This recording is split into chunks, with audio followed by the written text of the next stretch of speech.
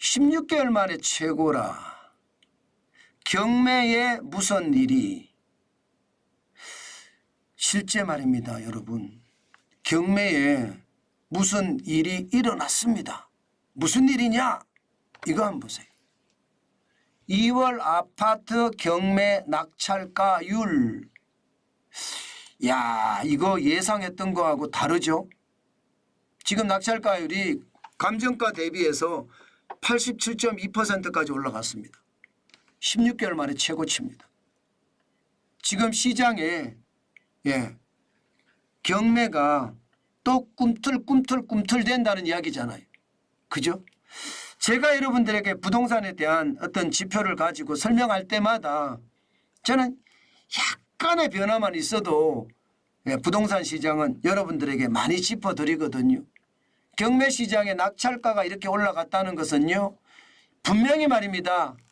부동산 시장에 변화가 있는 겁니다. 지금이 말입니다, 여러분. 지금 3월이잖아요. 3월. 이미 말입니다. 이게 이사철도 지나갔습니다. 그런데도 말입니다. 낙찰가가 2월에 87.2가 올라갔다는 것은 저는 시장이 진짜 꿈틀댄다고 봅니다. 실질적으로도 한번 보세요, 여러분. 이게 많이 내려갔을 때 봐요. 많이 내려갔을 때. 낙찰가율이 낙찰률이 가장 많이 내려갔을 때 보시면 야, 이건 뭐냐 싶어요. 2023년 4월입니다. 76.5까지 갔습니다. 76.5. 그런데 2024년 2월이 87.2예요.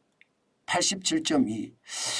야, 이거는 여러분 어떻게 생각하면 지금 낙찰가율이 굉장히 올라갔다는 뜻이 되는가요? 저는 그렇게 보이거든요. 저는 그렇게. 낙찰가율이 이 정도 올라갔다는 건 여러분 우리가 굉장히 신경을 써야 되는 부분이에요. 물론 지금 시장에서는요. 예를 들어 1월에는 313개의 경매 진행이 됐습니다. 서울에서만. 이거는 2015년 6월 358건 이후로 최대예요.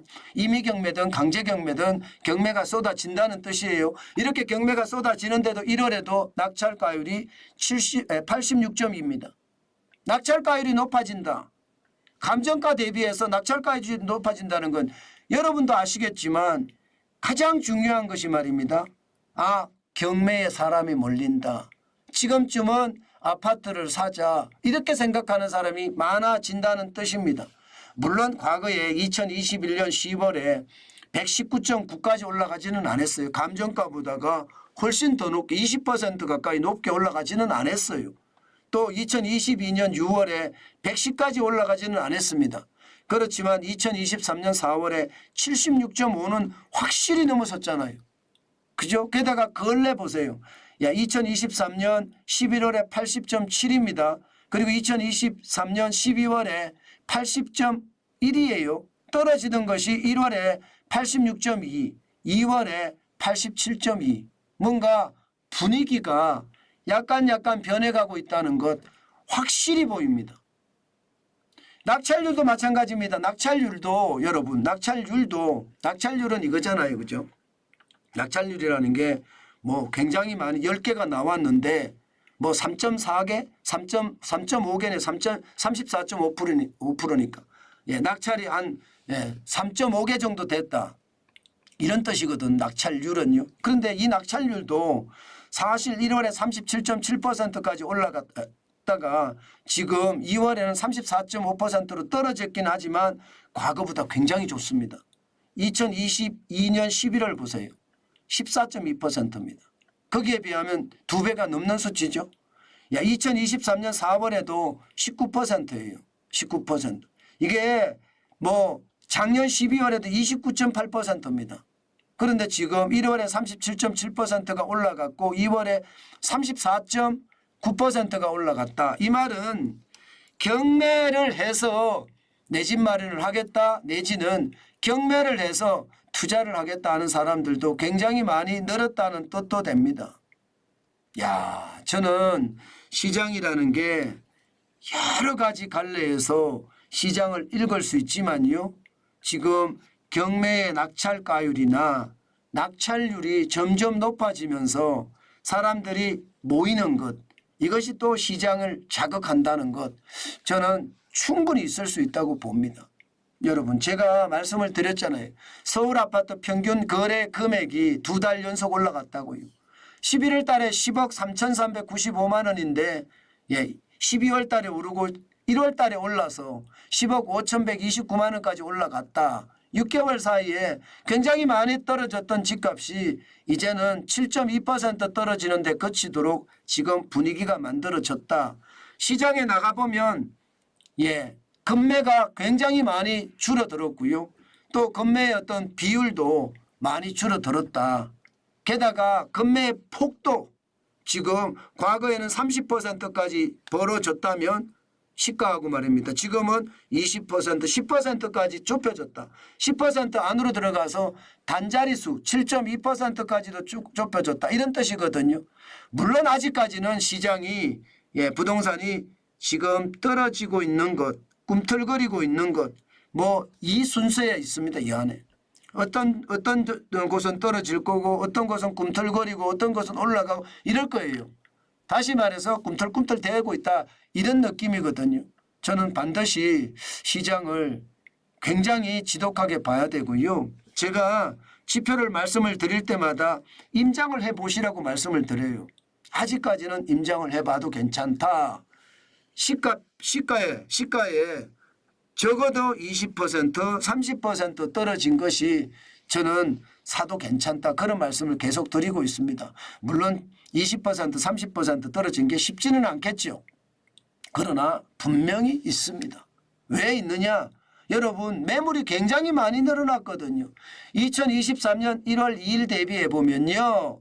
지금 2024년 3월 7일에 매물이 말입니다. 62.8%나 늘었습니다. 지금 서울 아파트 매물이 8만 102건까지 늘었습니다. 일반적으로 여러분 8만 102건이 되면요. 이게 매물이 굉장히 많다 이렇게 이야기할 수가 있습니다. 매물이 많다. 공급 물량이 많다는 뜻이잖아. 가격은 떨어집니다. 당연히 가격이 떨어지게 돼 있고요. 저는 그래서 시장을 아직까지는 보시는 게 좋겠다. 지금 집값이 약간 회복이 되고 서울 아파트 거래 금액의 평균이 올라가니까 지금 이때다. 지금 팔아야 된다. 이런 사람들이 많아졌다. 연끌족들이 지금 팔아야 된다. 안 그러면 경매로 넘어간다. 뭐 이런 생각을 하는지도 모르겠습니다. 그렇지만 시장에 변화가 있는 것은 분명하니까요. 시장을 한번 보시고요. 제가 계속 말씀을 드리는 것, 임장을 할 때 적어도 30% 시가에 비해 30% 떨어진 건매면 사라. 제가 그렇게 말씀을 드리고 무주택자 같은 경우는 20%만 떨어져도 사라. 제가 그 말씀을 드리거든요. 어차피 내가 살 거니까. 내가 살 거니까 뭐 20% 떨어져도 사는 건 괜찮다. 제가 그렇게 계속 말씀드리고 있습니다. 이게 앞으로도 부동산의 급등과 급락은 저는 쉽지 않다고 보는데요. 총선 이후에 사실 이게 어떻게 위기가 변화될지 솔직히 잘 모르겠거든요. 어느 누구도 지금 총선 이후를 걱정하는 사람들이 많은데 제대로 된 지표를 내놓지 못합니다. 그만큼 말입니다. 부동산 PF 대출에 대한 위험성 굉장히 크고요. 그 위험성을 정부가 감당할 수 있는지도 아직까지는 미지수다.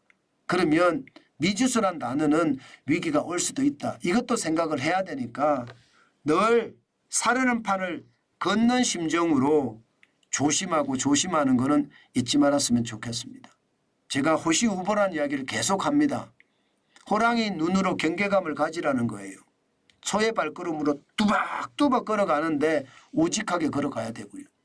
저는 그게 지금 우리에게 가장 필요한 요소가 아닐까 저는 그런 생각을 해봅니다.